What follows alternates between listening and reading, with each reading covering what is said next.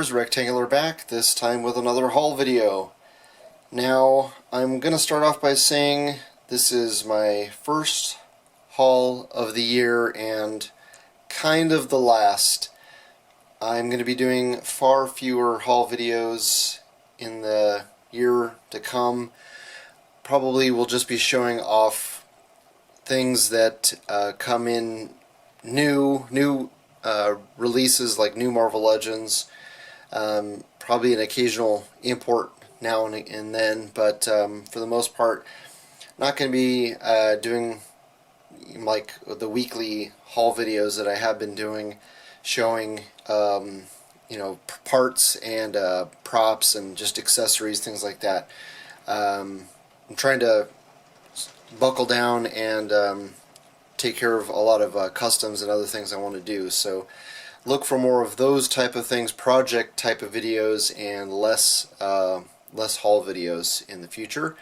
And please ignore the background noise. We're getting pounded with rain here in Northern California. So with that, here we have some Build-A-Figure pieces that I picked up. Actually, these all came from my friend Al Chang, who is a co-host with me on the Triple C podcast, so definitely check that out if you want to hear us interview different hardworking people in the community. Al can be found Toy Soldier, it's T-O-I Soldier on Instagram.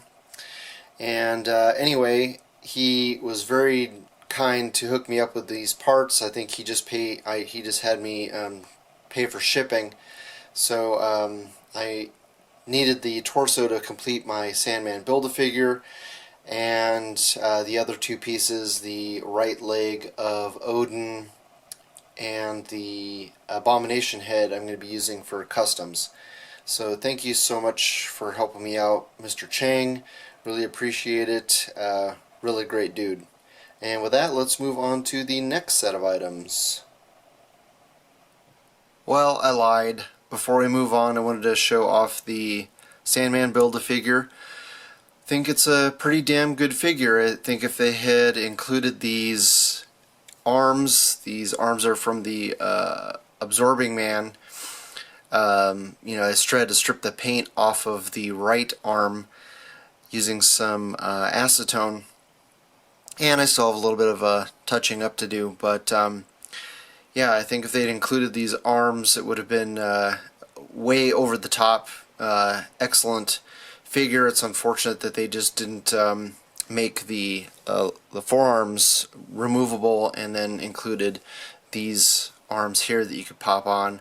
But yeah, not too bad. I think I paid $7 for a pair of the Absorbing Man arms with shipping, so definitely worthwhile if you can get them for cheap. Yeah, very cool figure. I think, I'm not sure if I have to heat up the legs to get them secured a little bit more, or if that's just a design flaw, but it looks like the one of the legs, I want to say that the left leg doesn't go in quite as far as the right leg, so he's stands a little bit crooked, but not terrible. Overall, very cool figure, and hopefully Hasbro is going to give us more good figures like this, and will listen to us about including extra arms. I like all the hands attachments are nice, but they pretty much screwed us on the San Diego Comic-Con version of this figure. It would have been nice if they had given that figure the sand arms, and given us a different, more plainclothes version for the Build-A-Figure.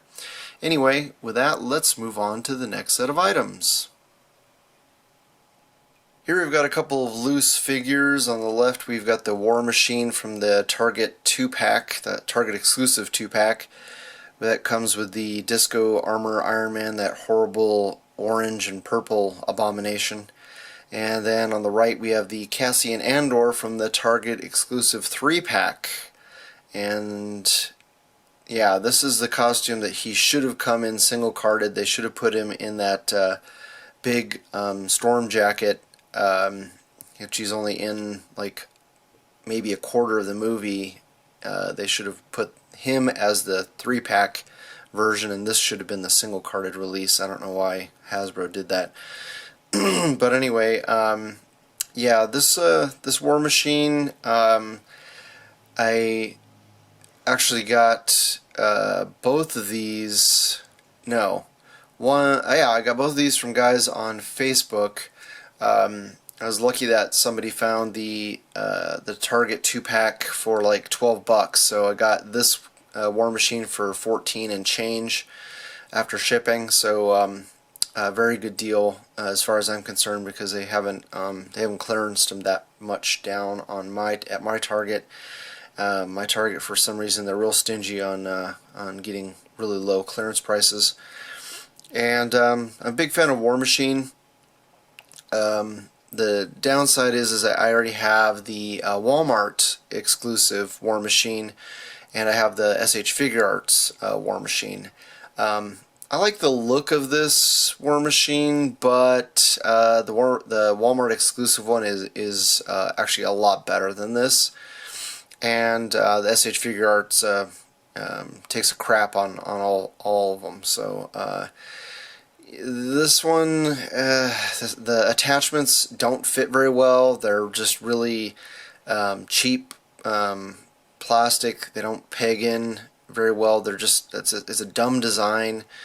I don't like there's like no movement here at the armor, so it just kind of, I don't know. It's not that great of a figure. Definitely, if you want it, definitely try to get it on clearance. And if you have the Walmart exclusive version, or you have the SH Figure Arts, I would say pass on getting this unless you're a huge fan of the movie and you want this particular look for Rhodey.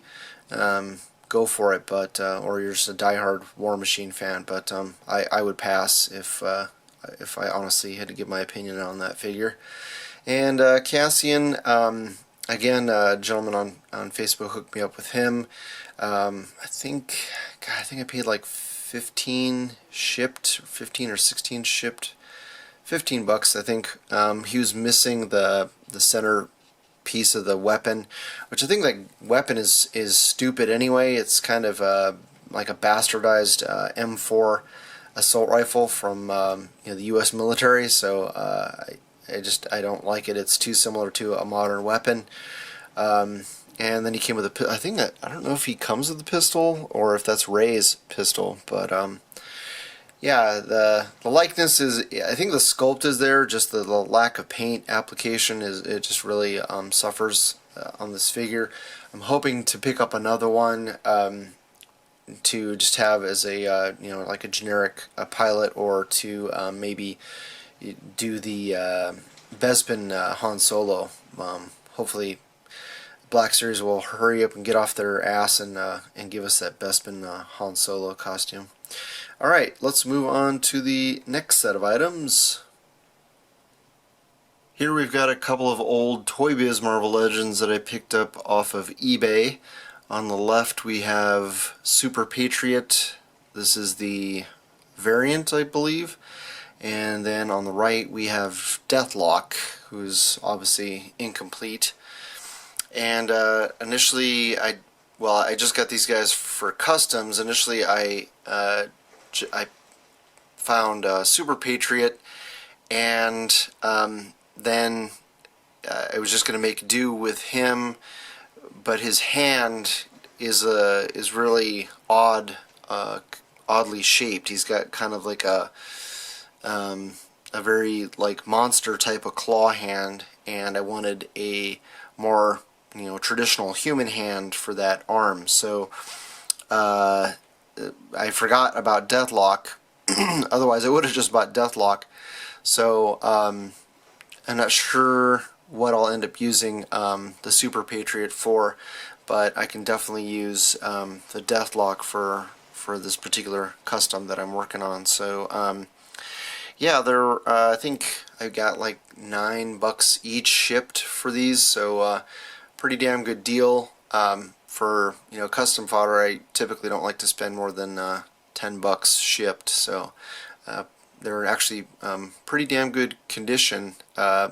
These older Toy Biz figures, a lot of them, the legs start to warp, and especially those ball joints start to get loose.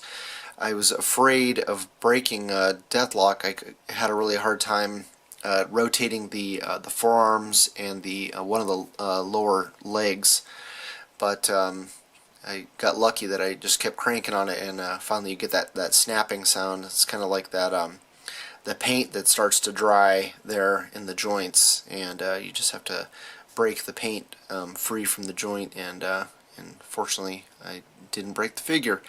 Alright, with that, let's move on to the last set of items. Finally, this week we've got a couple of carded figures here. On the left, we've got the Batman vs. Superman Lex Luthor. This is the casual clothing version. Got him at Target for $6. Definitely did not want to pay any more than that for this figure, even loose. So hopefully somebody will want to buy that Build-A-Figure piece. Yeah, it's not a great figure, but good enough for background character. I can definitely swap the head and use that head on somebody else. And then I needed Namor for a custom. Picked him up off of eBay for $16 shipped. It was crazy. People were paying $14 for a loose one, and was like, well, screw it, I might as well just pay $2 more and get one that's in the package. A lot of times I prefer to get loose figures, obviously to save money, but also you have a better chance of them not being broken. A lot of times if a figure is broken in the package, you're not going to tell until you take it out. So hopefully this one hasn't been tampered with. I don't think the seals are broken on there, but people are pretty good at repackaging figures now. But anyway, yeah, I just needed him for a custom, and that my Walgreens has tons of these guys on the shelf, but they're still like full price. So that trident is really hideous. But anyway, he's a pretty damn good figure, and hopefully we'll get a lot more. I'm hoping Hasbro will wake up and make some modifications to that mold so that we don't have the paint rub in the shoulders that is a problem. Fortunately, this figure just has flesh molded plastic, but you're still going to get scrapes there if you don't, if you're not careful when you're rotating those. So anyway, enough ranting. Hopefully you guys liked the video. You share with your friends, subscribe if you haven't already, and I always love hearing back from you guys, so please leave a comment below. Thanks so much for watching, and I'll talk to you guys later.